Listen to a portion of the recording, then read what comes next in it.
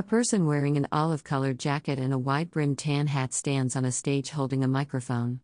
Behind them is a projection screen displaying text listing various federal agencies and departments.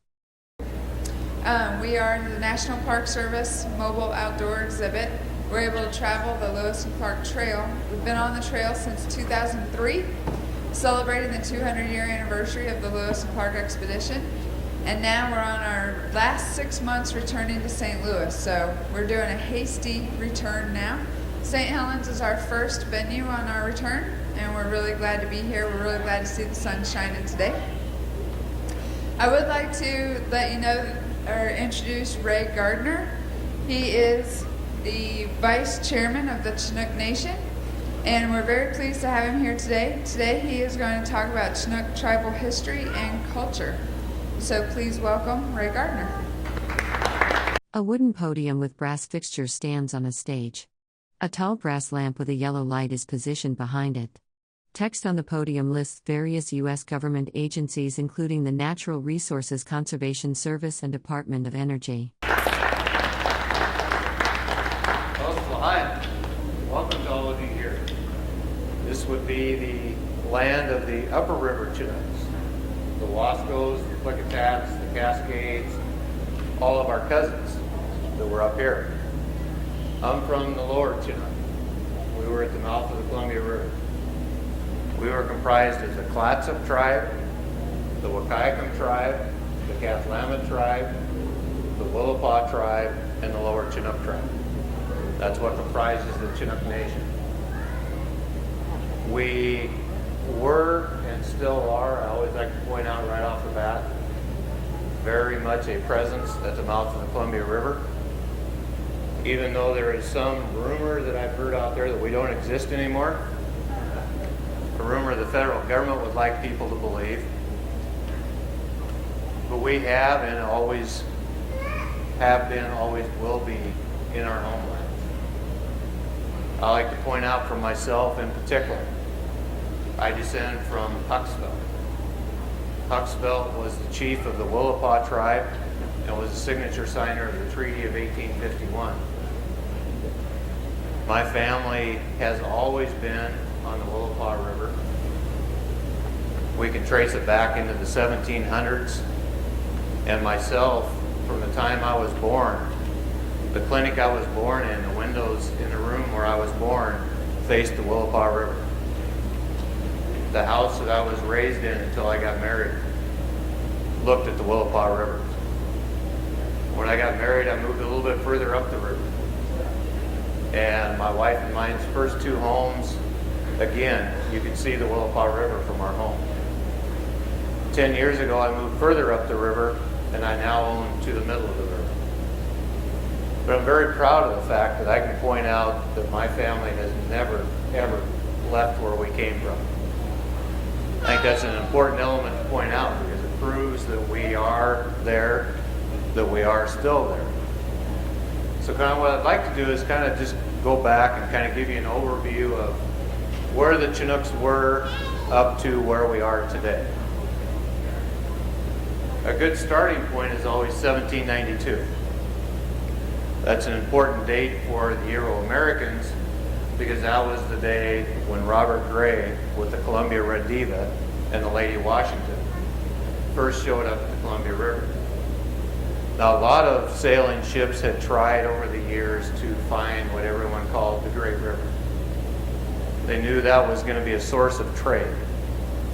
They knew that that would be a place to be to control trade that came east and west from. A person wearing a woven conical hat, red vest with white buttons, and dark clothing stands on a stage holding a yellow document or paper. Text visible in the background references government departments and corps. Way up country down to the mouth. When Robert Gray first showed up at the Columbia, he sat offshore. And as anybody that showed up in our river, our land, we were watching him, seeing what he was going to do. He sent a couple of his longboats in and lost those longboats. He was not able to navigate the bar on the Columbia River. The Chinooks, at that point, ever the traders, which if any of you know the Chinooks, that was who we were. We were traders. We did control the Columbia River.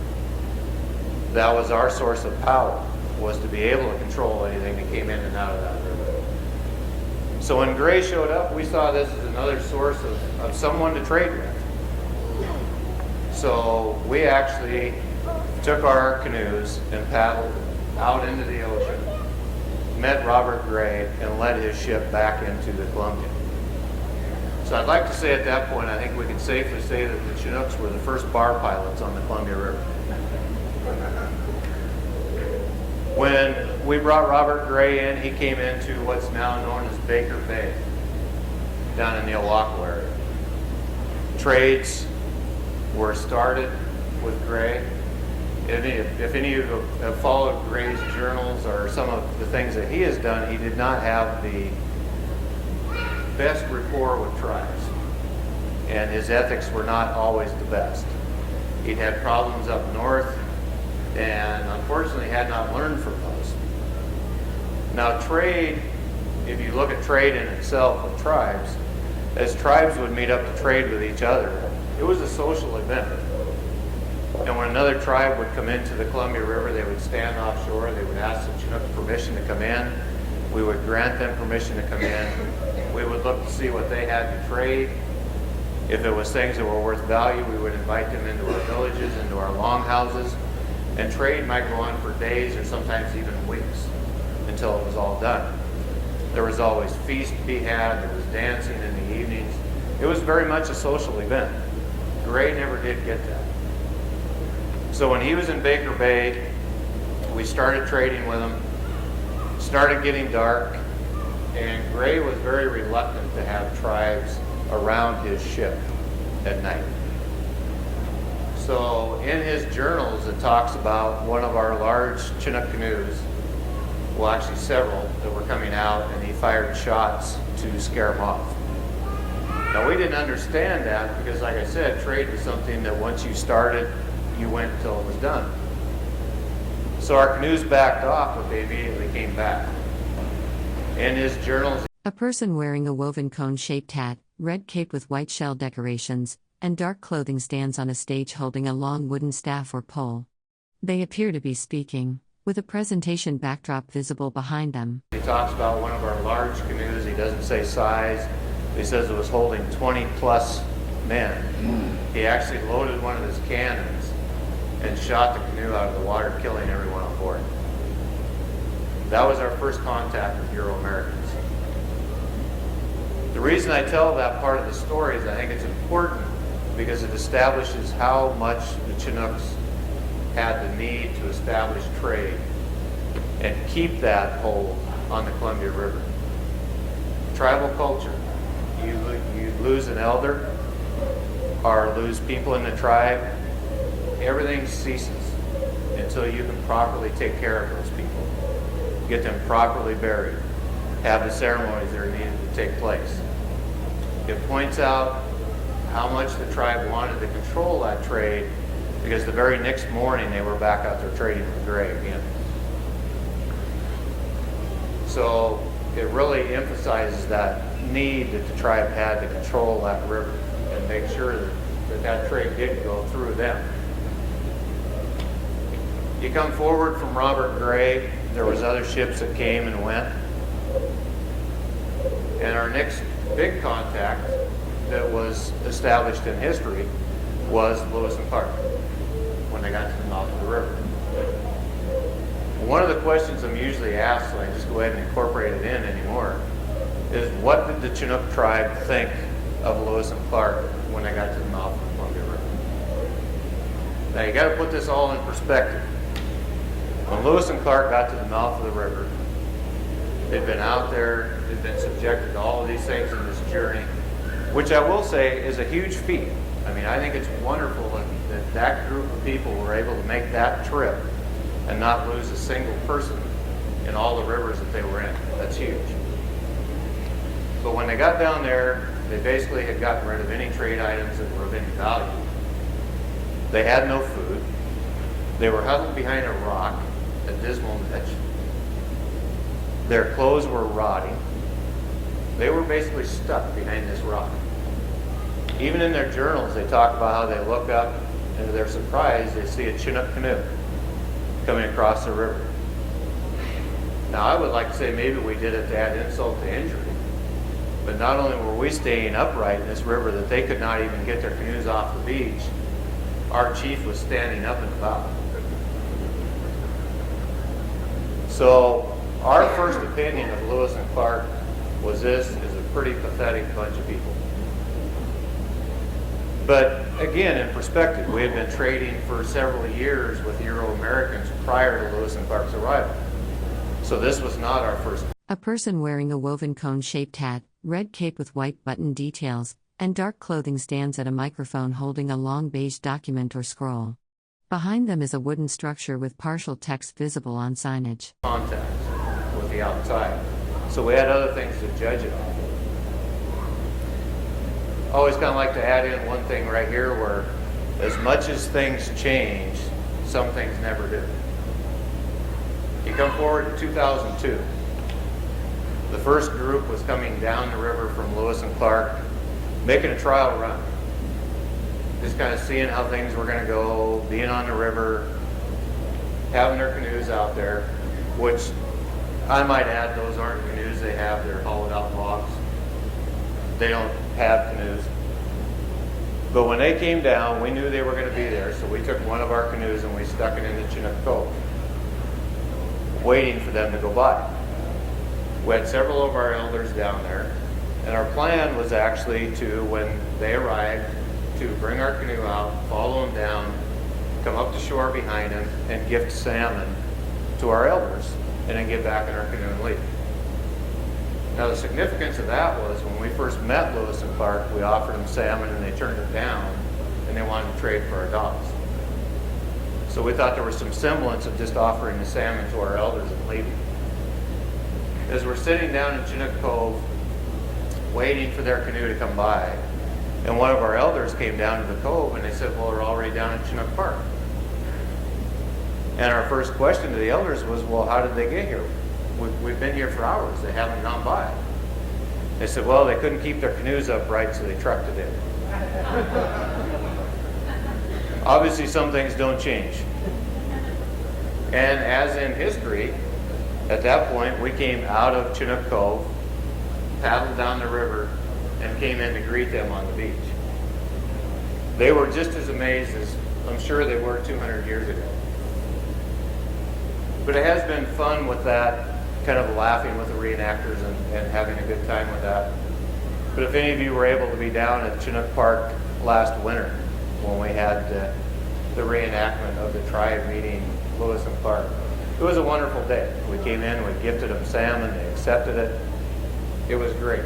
It's nice to know, even in that group, that members, these direct descendants of the original group 200 years ago, were with that expedition. On our side, direct descendants of the people that greeted them 200 years ago were there to greet them again when they came back. I think that's very noteworthy that that took place.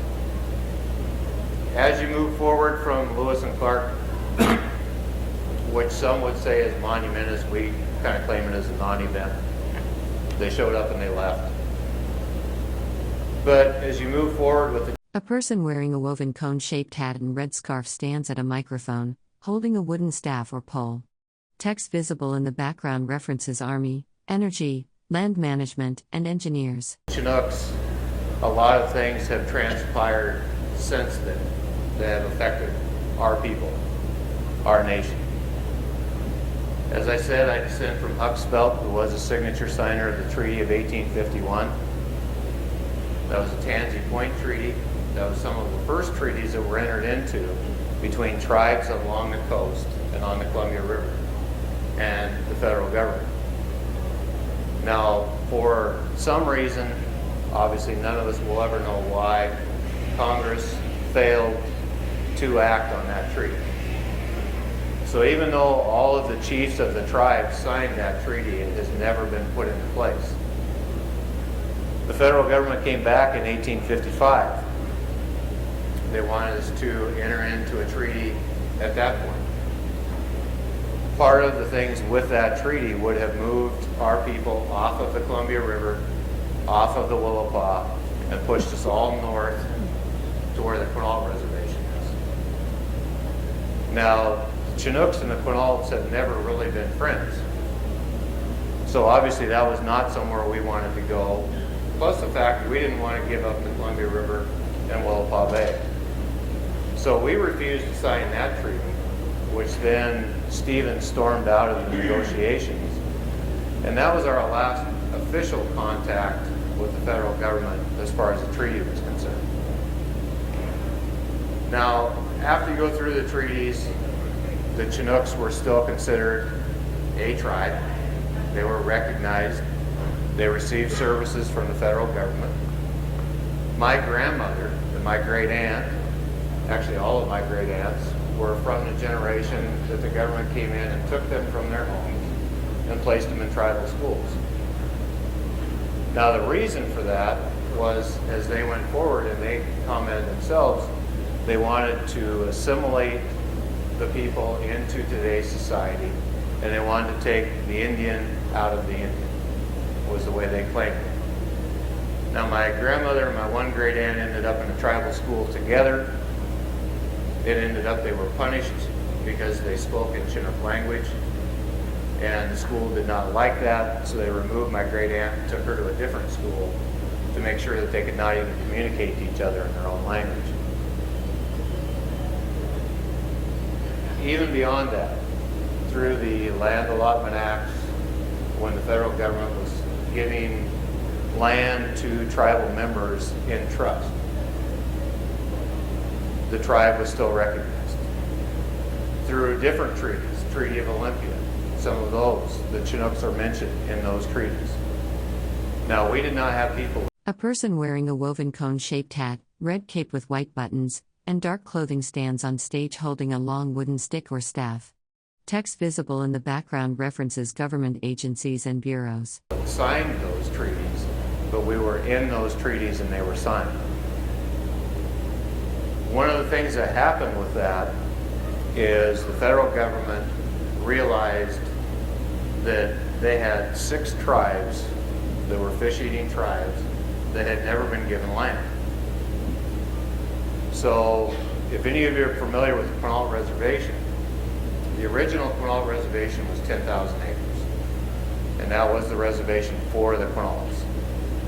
Now, through these land allotment acts, the federal government came in and bought another 224,000 acres, added that to the Quinault Reservation, which makes it the size it is today. The reason that land was acquired was to give land allotments to tribes that had not received land. Even at that point in time, the Chinook tribe was the largest tribe as far as numbers of people. So individual members of the Chinook tribe actually owned 54 to 55% of the entire Quinault Reservation. So through all of that, we were still recognized. Still receiving minimal services for health care, very minimal, but there was a little bit there. Then you move clear up into the mid-1900s. There was a lot of things going on. There were still children being removed and put into tribal schools. You get up into the 1960s, the Bureau of Indian Affairs was going through their records.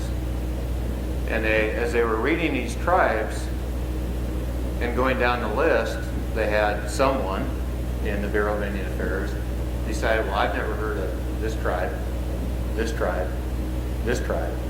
And they started crossing tribes off the Federal Register. That was when the federal government decided that the Chinook tribe and nation did not exist anymore. Now, it takes an act of Congress to terminate a tribe. That has never happened with the Chinooks or any of the tribes that comprise the Chinook Nation. So from that point on, we have been fighting to reestablish who we are, the fact that we have never left, and that we do have a government that has continued through all of this time. I always find it interesting that one of the things that the federal government has used against us repeatedly is but you don't have any land. And it's like, well, no, you took it. You know, and when they took the land on the Columbia and the Willapa, if you go back through tribal legends, tribal stories, which is how our history. A person wearing a woven conical hat, red cape with decorative buttons, and dark clothing stands holding a wooden staff while speaking. Behind them is a display with partial text visible mentioning Army, engineers, and interior. History has always been handed down is the tribal people who were removed from their lands when the federal government took it and put it up for sale were not even allowed to buy their own land back. So they effectively moved them out of the area. Since then, they have always used that against us. You don't have any land. You don't have a village. How could you have been there? My mother has an article that was published in the Seattle Times years ago when I was just little. In that article, it claims that the Chinooks are extinct, that we no longer exist. Well, I think there's about 2,600 of us that would probably disagree with that very quickly. But we have been fighting since that time to be reestablished and put back in our place in history, to be granted the rights that are given to any other recognized tribe, to be able to provide health care for our elders and our youth, to be able to provide housing for our elders, to be able to provide businesses that we can keep our people home. We live in a very depressed area in the state. Our children, as they grow up, have no recourse but to leave to find work. We would love to be able to have our own businesses that could keep them there. We fought through the system the first time with the Bureau of Indian Affairs and were unsuccessful. So we started again 27 years ago with the fight to get our recognition put back into place. After a lot of years, finally, in January 2001, we saw all of these efforts come to fruition. Our sitting council at that time went back to Washington, D.C., went in, met with the Assistant Secretary, Department of Interior, while our recognition was signed, and we were placed back onto the Federal Register. When our council came home, that was a huge day. Huge day. It's hard to even explain when you've had generation after generation have been fighting the same fight. And all of a sudden you can call your people back home and say, guess what, we finally made it. Went to appeals. We had several different groups that appealed the decision. Excuse me. There was only one group that was actually successful in having an appeal that was put forth that was heard, and that was actually another tribe. Which is very disheartening to us, because not only was it another tribe, it's a tribe that's comprised of mostly Chinooks that have been adopted into that tribe. But they chose to appeal us. So I went to the Court of Appeal. A person wearing a woven conical hat, red cape, and dark clothing stands holding a wooden pole or staff. Behind them is a banner with partial text visible reading Army, Engineers, Interior, and Bureau of. We still felt with all of the documentation that we had provided, with all of the testimony that had been given, that we would be successful in the Court of Appeals. And we were. The Court of Appeals upheld the decision. They did come up with some questions that they asked when it went back, but there was nowhere in their decision that it says the outcome of these questions will change our mind. Their decision was final. So that should have been the end of it. But unfortunately it wasn't. Bureau of Indian Affairs used that as a way to open our entire case back up and review it. Now during that time we went from one administration to another administration. We went from all new people in the Bureau on the upper levels and Department of Interior. So now there's a whole new group of people that are now looking over these documents. While our chairman and his wife were back at the White House having lunch with George and Laura Bush at their invitation for the kickoff for this event. because they specifically invited all of the recognized tribes along the trail to come back to the White House for lunch to kick off this whole Lewis Clark commemoration. While our chairman was there, that event was over. We actually took things back and gifted them to President Bush, things that actually have been handed down for generations within families. There were things of great value to the Chinooks, but they felt that it was deserving to gift the president with these things. Before the chairman could get back onto the plane to come home, his cell phone rang. He answered the call, and the call was from Neil McCaleb, then Assistant Secretary of the Department of Interior. His comment to our chairman was that they had reevaluated our decision and overturned it. So in that short a period of time, after all of those years of fighting to get our recognition, we turned around and lost it. So now we're kind of where we are today. None of us are willing to give up this fight. We've been at it too long. We are not going to go away. We've been forced to do different things as far as how do we go forward on this quest for recognition. The Bureau of Indian Affairs has specifically told us, we're done with you. We will not deal with you anymore.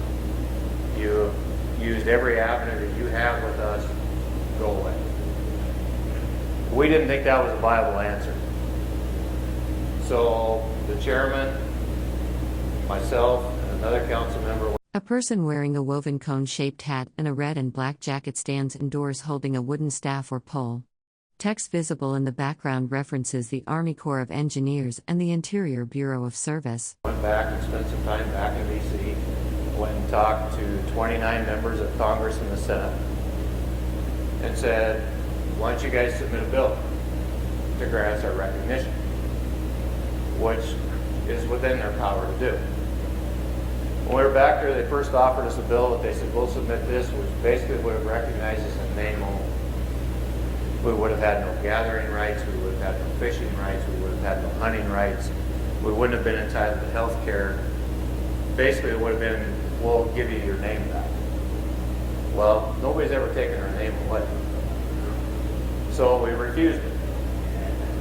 We worked with them while we were in D.C. and came up with a bill that we thought was appropriate, that would grant us our recognition back as any other tribe in the United States. And what I always like to point this out too, what some people don't realize, if the Chinooks, I won't say if, when the Chinooks get their recognition, because we will, that does not immediately grant us the right to fish. That's a whole separate battle. So, and that's a whole other legal battle. It can take years and years and years in itself to establish that. So the concerns we get from fishermen are kind of unfounded because it doesn't necessarily mean that we get recognition the next day we're flooding the river with boats. That isn't the way it goes. So after working out this bill back in D.C., feeling confident that our representatives would put a bill on the floor, it would be heard, and history would take care of itself. Unfortunately, that bill was never submitted. While we were back there, one of the comments I made to several members of Congress and the Senate was that at this point we have two options. We can either have all of you back here pass a bill and grant us our recognition, or we can go to federal court. Now, there are some advantages of going to federal court.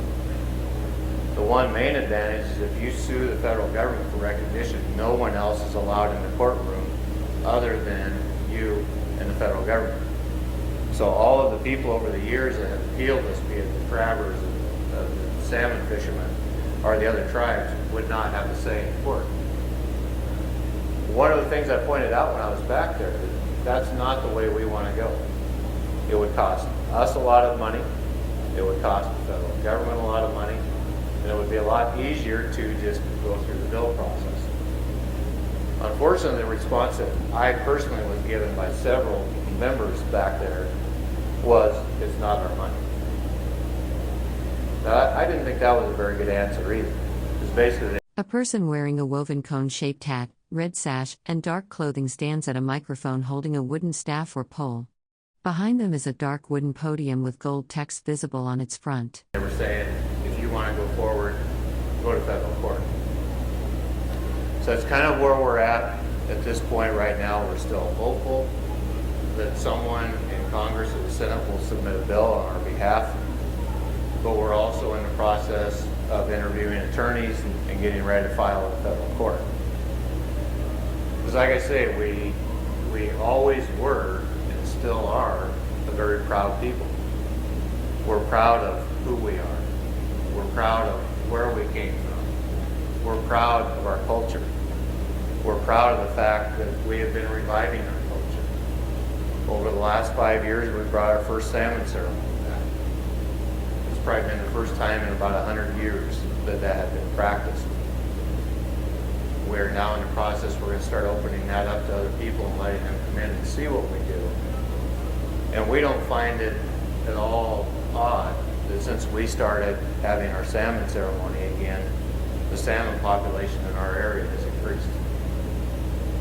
I'm sure that the salmon are happy that we're back out there doing what we have done for thousands of years and doing it the way we were told to do it. We're having our winter gatherings again. We're bringing our people together. Wintertime was a time of stories. Winter was a time that history and tradition was passed along. We've now got that back. Last winter we invited 5 other tribes. They came in, they danced with us, they sang with us, they told stories of their tribes. It's wonderful to see those things coming back. We're going to continue to move forward. We're going to continue to get more of our culture back and more of our people involved. One of the things I always like to add too, because I get asked this question a lot by, I'm the one that unfortunately gets to go talk to government officials and city officials and such because of my status on the council. A question that I get a lot is, so with recognition, when are you going to build a casino? Now, obviously, anyone that would ask that question knows nothing of who we are or what we stand for. They know nothing of the fact that when the federal government illegally took our recognition away and we started this process to get it back, that there was not a tribal casino anywhere in the United States and one had never even been thought. When we restarted our process, still there had been no casinos anywhere. About 11 years ago, we had a gambling consortium from the East Coast came down to one of our annual meetings and basically offered to give us $1.5 million to fight the government to get our recognition. A person wearing a woven cone-shaped hat, red vest with white buttons, and black clothing stands indoors holding a wooden stick or staff. Behind them is a dark wall with partial yellow text visible. In return, what they wanted was to build a casino. It was turned down by 99% of the tribal members that were present at that meeting. Casinos is not who we are. Like I say, we're a very proud people. We want to be back in our homelands. We want to be able to provide for our own people. That's what we're all about. We took our canoes several years ago now and put them into Willapa Bay. Probably the first time in 80 years one of our canoes was seen out there on Willapa Bay. I'll just kind of briefly give the story of what took place that day because I think it really says how much we're grounded to that area and how happy the ancestors are that we're back. When we were getting ready to launch our canoe, we looked across at Long Island, which is where we were, and it was actually a place of 3 of our village sites. There was a black bear. Came out of the timber, walked across the grass, out into the mud, and sat there and watched us launch our canoe. When we got our canoe in the water, the bear turned around and went back into the timber again. We turned and started to go around the island. We made it maybe 150 feet, and a fish jumped into the canoe. We carefully placed it back in the water. We went a little bit further around the island. An eagle came out and and circled over the top of us and went back into the island. We went further down and there was a herd of elk standing there, and the elk were bugling at us while we were going by. We got around to the back side of the island. We had another eagle that came out off of the island, flew over the top of us and kept going. And we all just kind of stopped paddling, put our paddles in the air and turned to watch this majestic eagle. He went back, made a huge turn and came back. And when he was flying back, he was flying directly in the line of our wake. When he got to us, he flew down over the top of us to where any of us could have reached up with our paddles and touched him. As soon as he got in front of us, he turned and went into the island. And we thought, this has got to be a sign. And we were ready for a break. So we went into the island there. And we pulled up right where the eagle had gone back into the timber. When we got out of our canoe, we didn't walk 30 feet, and there was a timber of one of our longhouses sticking out of the bank with about a 60-year-old hemlock growing over the top of it. That eagle knew exactly what it was doing. It was taking us home. It was showing us where one of our villages were. Things like that happen. A person wearing a woven cone-shaped hat and a red vest over dark clothing holds a long wooden stick or pole while speaking. They stand on a stage in front of a backdrop with text about government service and engineers. Every event we have, everywhere we go, we get signs. I don't know if any of you have been following too much about what's been going on down towards the mouth of the Columbia River, but we're now in the middle of a situation that's going on at Station Camp, which is set to be the newest national park. During the construction at Station Camp, a subcontractor went off of the plan as it was written and on the diagram, and with a backhoe dug right through the middle of one of our grave sites. When 9 of our ancestors were buried there, the bones were scattered by this backhoe. I was one of only 4 of our tribal people that actually were there to hold our ancestors. I went down and prayed with these people. And we placed them back in the ground as they should have been, doing it very traditionally.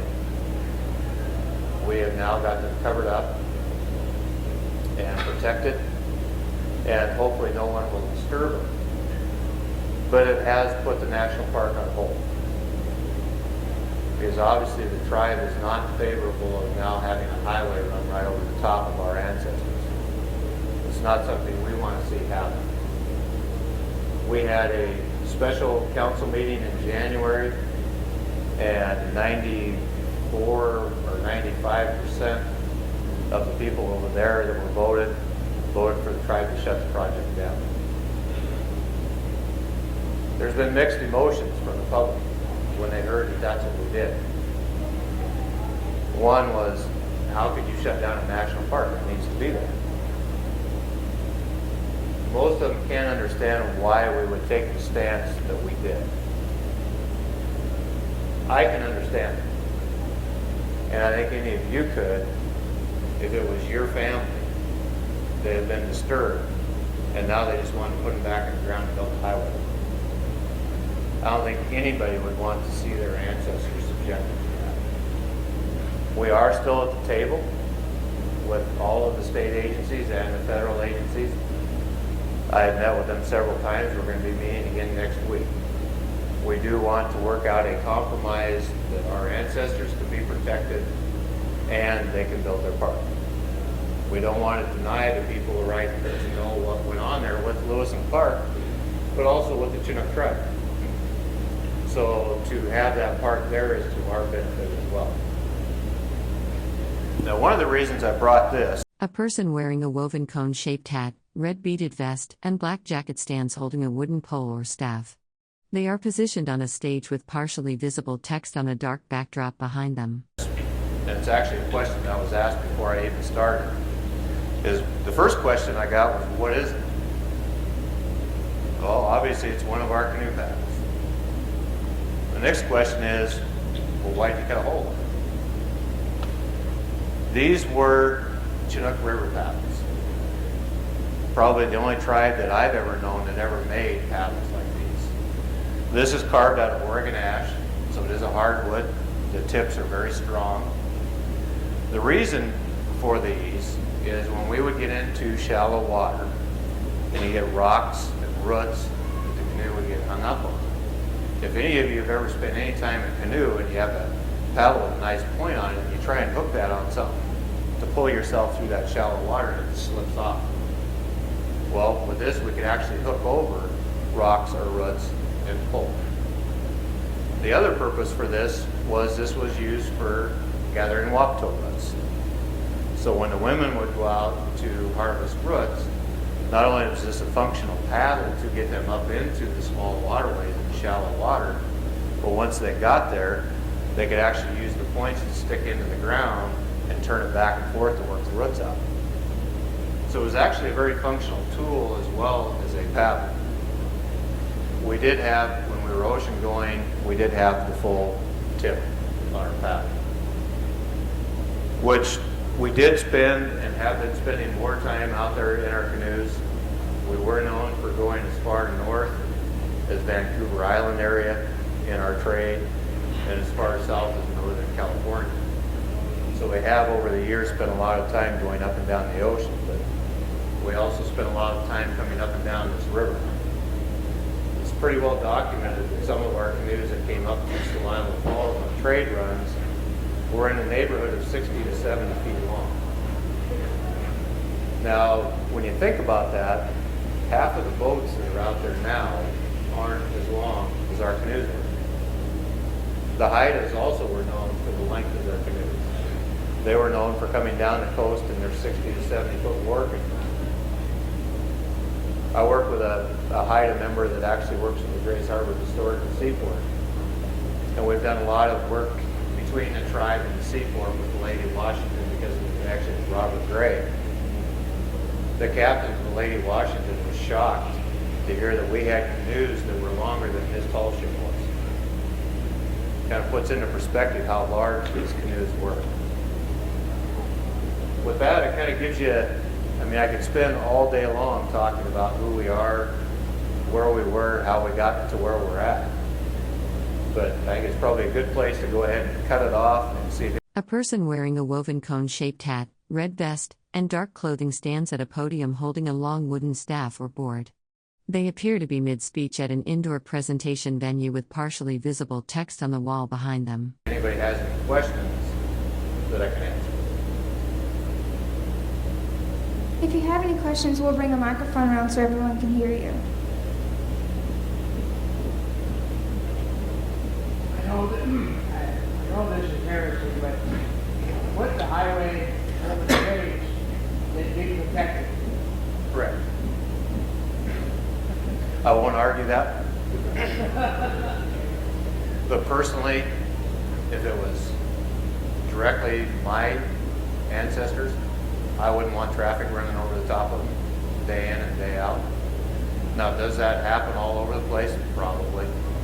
Well, they also moved the remains to other places. Couldn't that be done? That's like I say, we're still negotiating. Okay. We don't know where it's going to go. That is something that does happen. Okay. They have offered to remove our people and put them somewhere else of our choosing.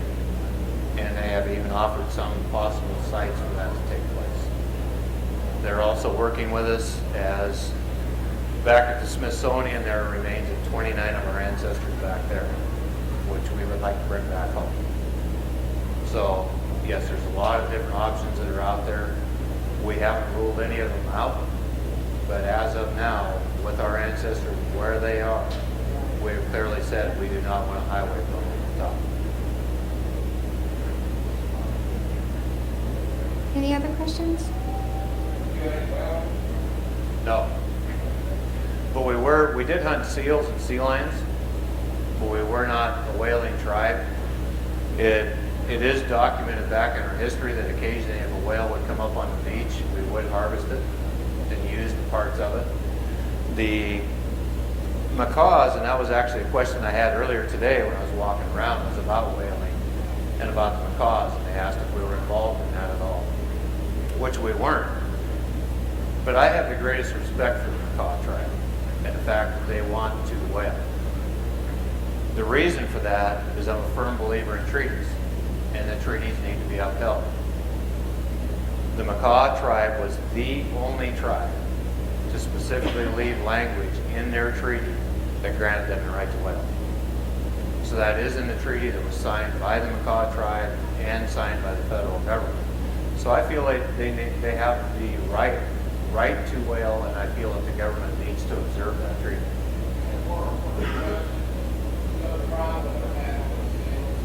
Would you be interested in harvesting some more seals for us, please? Yes. We would love to. And actually, if you look at any of our Chinook canoes, A person wearing a woven conical hat, red vest with white buttons, and black shirt stands holding a microphone. Behind them is a wooden podium with partial text visible reading Ovation Survey. Core of ENG, Entment of the Eye. you'll see that there's a groove in the bow where it comes up. Those canoes historically would have never been in the water without a harpoon sitting there. And there's many of us, myself included, that would love nothing more than to go out and start using those again and kind of diminish the seals and the sea lions. They're eating too many of our fish.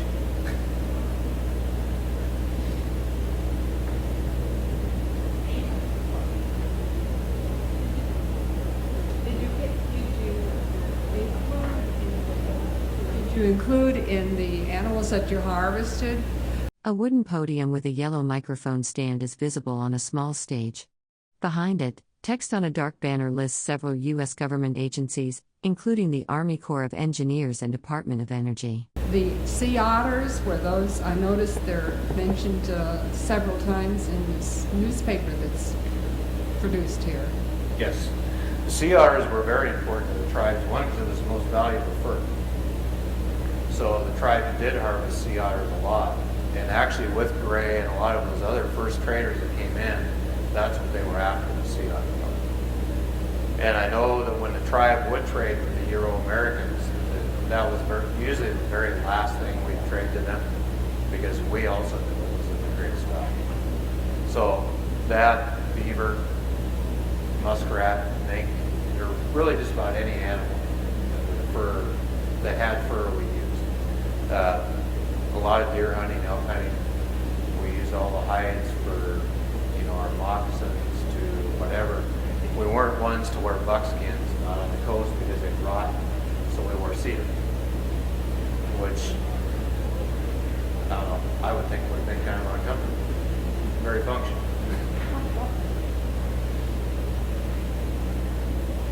A person wearing a tan woven cone-shaped hat and a red cape over dark clothing stands on a stage, holding a wooden paddle.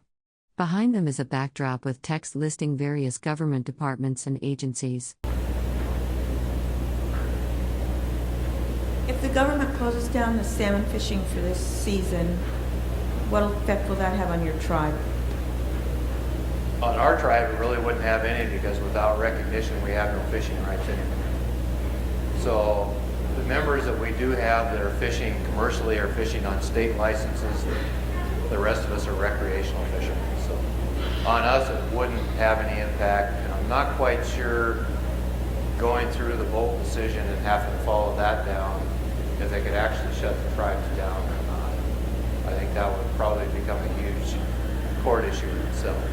But I know there is talk of really curtailing the salmon seasons back, and I'm not quite sure how that fits in.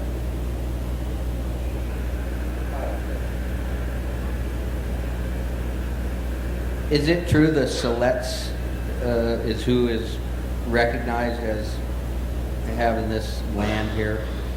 Am I mistaken on that? No, the Siletz actually pretty much are where their historical land was.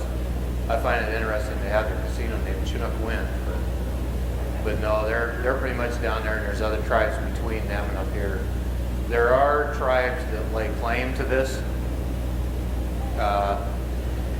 Some of them were here and gone, but the Warm Springs, actually further up, the Warm Springs came down to the river.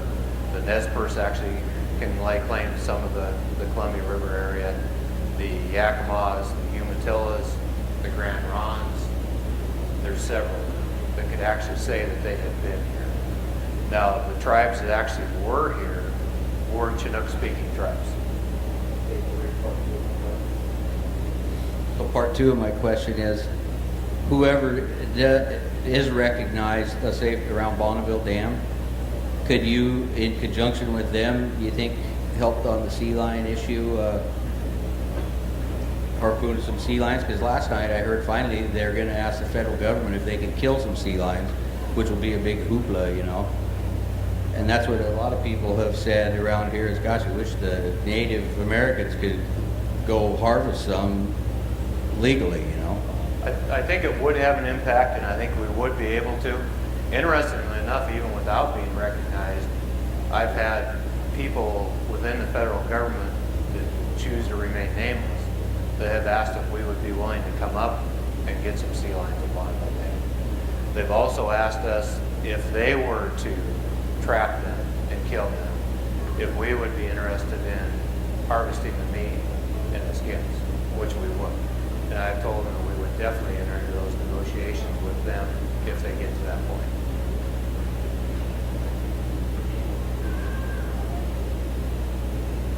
Okay, well, with that then, thank you very much for being here. Let's give everyone.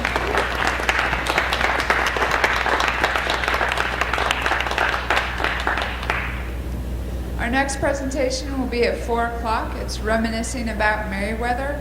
The image is almost entirely black or blank, with no clearly visible content, people, objects, or setting discernible in this frame.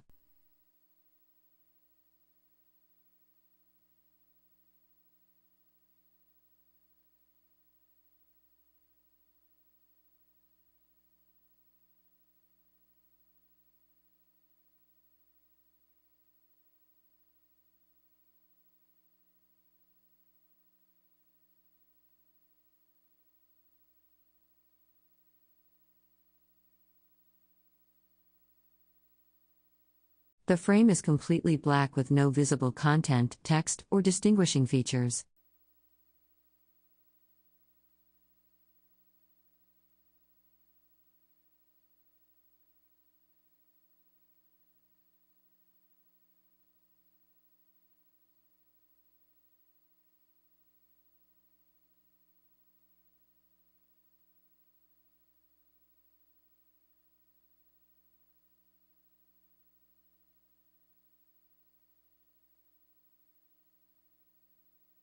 The frame is completely black with no visible content, suggesting either a pause in recording, a transition between scenes, or a technical issue with the video playback.